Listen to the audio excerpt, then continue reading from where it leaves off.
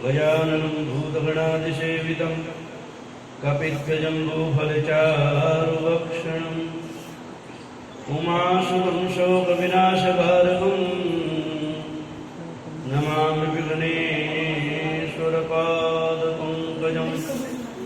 गुरुर्ब्रह्मा गुरुर्विष्णुः गुरुर्देवो महेश्वरः गुरुसाक्षात् परब्रह्म तस्मै श्रीगुरुवे नमः।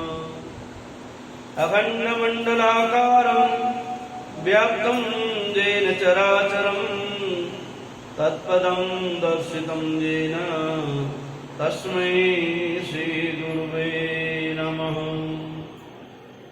मनोजवं मारुततुल्यवेगं जितेन्द्रियं बुद्धिमतां वरिष्ठं वातात्मजं वानरयूथमुख्यं श्रीरामदूतं शरणं प्रपद्ये।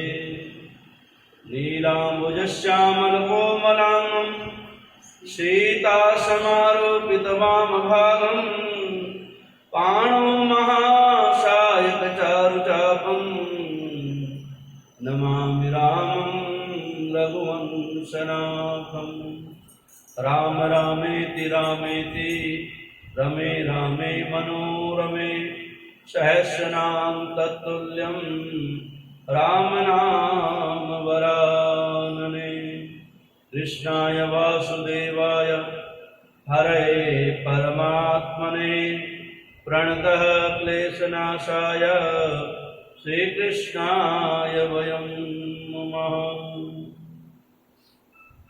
सर्वमंगलमांगल्ये शिवे सर्वार्थसाधिके शरण्ये त्र्यंबके गौरी नारायणी नमोस्तुते।